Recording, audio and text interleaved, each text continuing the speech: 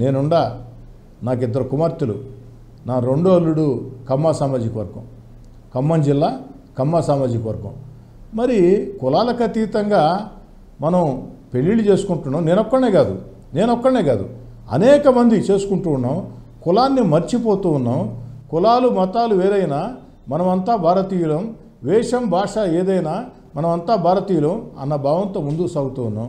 ఇంకా కూడా కులం పేరుతో రాజకీయాలు చేయటం పద్ధతి కాదు, ధర్మం కాదు. చంద్రబాబు నాయుడు గారు కులం పేరుతో రాజకీయాలు చేసే ప్రశ్నే లేదు. చంద్రబాబు నాయుడు గారు ఎప్పుడూ కూడా ప్రజలకి అణిగిమణిగి ఉంటాడు, ప్రజల ఆకాంక్షలకి అనుగుణంగా ఉంటాడు. వారు విలేకరుల సమావేశం దగ్గర నుంచి, పోలిట్ బ్యూరో దగ్గర నుంచి, మంత్రివర్గం దగ్గర నుంచి, పార్టీ పదవుల దగ్గర నుంచి, క్షేత్రస్థాయి పదవుల దాకా అన్ని కులాలకి సమన్యాయం పాటించాలనుకుంటాడు. అంటే మీరు ఆ ప్రభుత్వాన్ని ఈ ప్రభుత్వాన్ని రెండింటినీ చూశారు.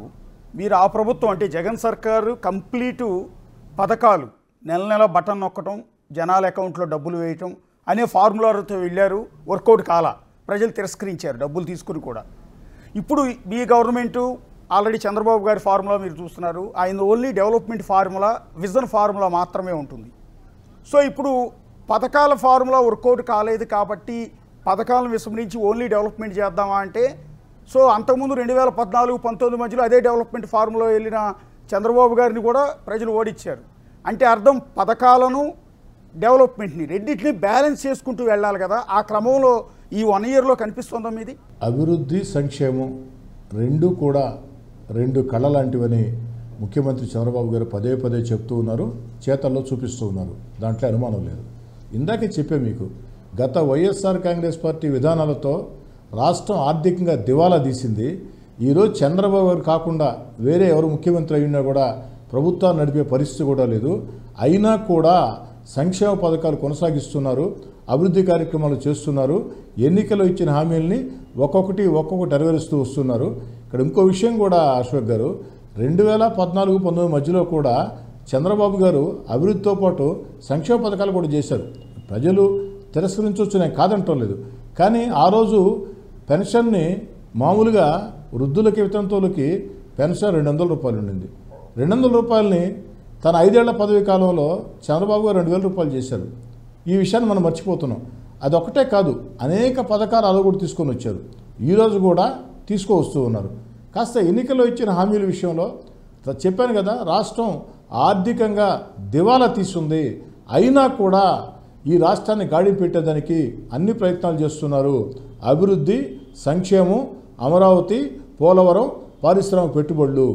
అయితే ఇందాక మీరు అడిగారు, ఆ ప్రభుత్వం చూశారు, ఈ ప్రభుత్వం చూశారు, చంద్రబాబు గారికి జగన్ గారికి తేడా చెప్పని ఒక్క మాటలో చెప్పని ఖచ్చితంగా చెప్తాను అశోక్ గారు.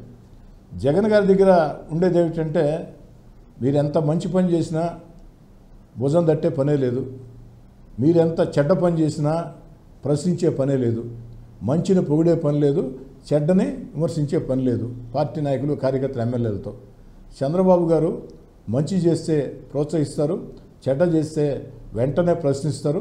ఎప్పటికప్పుడు ఎన్నికలు ఉన్నాయా లేవా అని ముఖ్యం కాకుండా అలర్ట్ చేస్తూ ఉంటారు. జాగ్రత్త, మీ నియోజకవర్గాల్లో ఈ పొరపాట్లు జరుగుతున్నాయి, సరి చేసుకోమని. అది బాబు గారికి జగన్ గారికి ఉండే తేడా. అంటే యాక్చువల్లీ కోటమిరెడ్డి శ్రీధర్ రెడ్డి గారు రాజశేఖర రెడ్డి గారి ఫ్యామిలీకి అత్యంత సన్నిహితులు మీరు. సో ఆ ఫ్యామిలీని చూశారు, ఇప్పుడు చంద్రబాబు గారి ఫ్యామిలీని చూస్తున్నారు.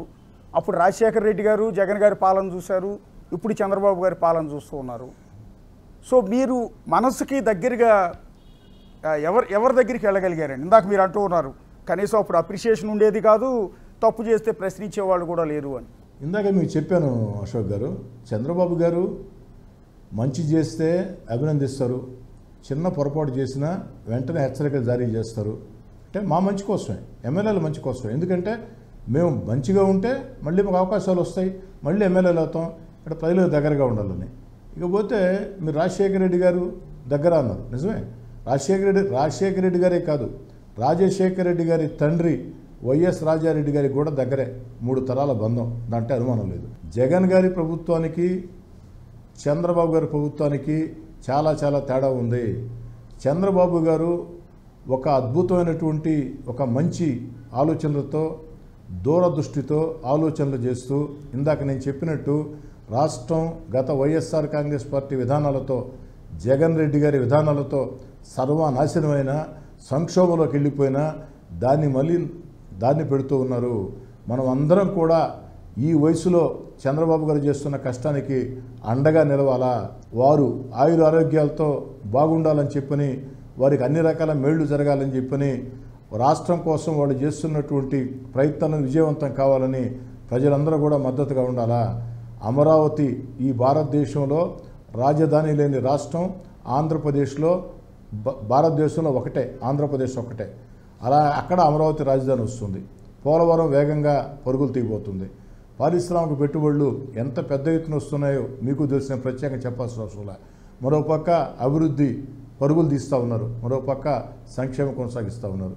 అంటే ప్రజలకు కావాల్సినటువంటి అన్ని రకాల విషయంలో ఇంత దూరదృష్టితో ఆలోచన చేస్తున్న చంద్రబాబు నాయుడు గారికి అండగా నిలుద్దాం. పార్టీలకు అతీతంగా, కులాలకు అతీతంగా, మతాలకు అతీతంగా, ప్రాంతాలకు అతీతంగా ఈ రాష్ట్రం బాగు కోసం ఎన్నికల ముందే నేను ఒక మాట చెప్పా. అమ్మ, ముఖ్యమంత్రి గారు ఎవరు కావాలా అన్నది ఈ ఎన్నికల లక్ష్యం కాదు. ఆంధ్ర రాష్ట్రం గెలవాలంటే, ఆంధ్ర రాష్ట్ర ప్రజలు గెలవాలంటే, ఆంధ్ర రాష్ట్ర భవిష్యత్తు బాగుండాలంటే అపార అనుభవజ్ఞుడు చంద్రబాబు గారు కావాలా అని ఓటేయండమ్మా అని అడిగాం. అదే రీతితో ఓటేశారు. అంటే జగన్ ఓటమి అండి. 151 సీట్లతో రికార్డు సృష్టించిన జగన్ కేవలం 11 సీట్లకు పరిమితం కావటానికి మూల కారణం, ఇందాక మీరు నారా లోకేష్ గారి పాదయాత్ర, ఓకే, జగన్ తప్పులన్నీ ఎత్తి చూపుతూ నారా లోకేష్ చేశారు ఒకటి. చంద్రబాబు గారి అరెస్టు, టీడీపీ ఆఫీస్ మీద దాడులు, అట్లాగే కొడాలి నాని, వల్లభనేని వంశీ బూతులు, ఇవన్నీ యాడ్ అయినాయా, ఇంకా అడిషనల్గా ఏమైనా ఉన్నాయండి? ఒక్కటి కాదండి. ఈ మధ్య బొత్స గారు చెప్పారు కదా 100 కారణాలు అన్నట్టు, ఇవన్నీ కూడా కారణాలే. ఏమండి, ఎలక్షన్లు సంవత్సరం ముందు పెట్టుకొని తలకాయ ఉండేవాళ్ళు ఎవరైనా చంద్రబాబు గారిని అరెస్ట్ చేస్తారా? ఆ వయసులో ఆయన ఇబ్బంది పెడతారా? జైల్లో వేడి నీళ్ళు లేకుండా చేస్తారా? ఇంటర్వ్యూ లేకుండా చేస్తారా? ఏంటండి దుర్మార్గం, నాకు అర్థం కాలేదు. ఎవరైనా చేస్తారా ఎలక్షన్ సంవత్సరం పెట్టుకొని? అది కూడా ఎప్పుడో పాత కేసు అంట. 4 ఏళ్ళు అధికారి ఎలగబెట్టాడు జగన్ రెడ్డి గారు. 4 ఏళ్ళు గుర్తు రాలేదు. 4 ఏళ్ల తర్వాత దేనికి గుర్తుకొచ్చింది?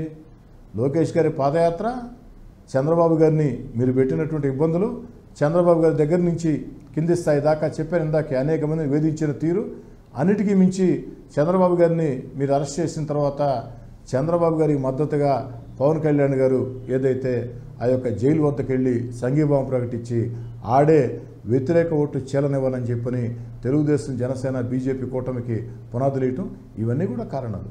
నేనేమంటానంటే ఇవన్నీ ఆఖరి దశలో కారణాలు.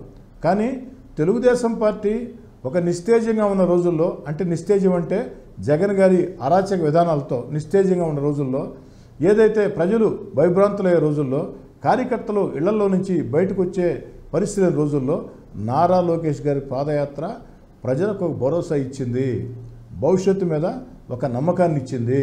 శభాష్, ఎన్టీ రామారావు గారి మనవడు, చంద్రబాబు నాయుడు గారి కుమారుడు నారా లోకేష్ గారు ఉజ్వలమైన భవిష్యత్తు ఉంది, మనకి నాయకుడు దొరికాడు అన్నటువంటి ఏదైతే ఒక భావన ప్రజల్లో కలిగింది, వైఎస్ఆర్ కాంగ్రెస్ పార్టీని వ్యతిరేకించే శక్తిలో కలిగింది, కార్యకర్తల్లో కలిగింది. మీకు గుర్తుందో లేదో అశోక్ గారు, నేను కొంచెం సినిమాలు బాగా చూస్తుంటా. మిర్చి సినిమాలో ఒక డైలాగ్ ఉంది,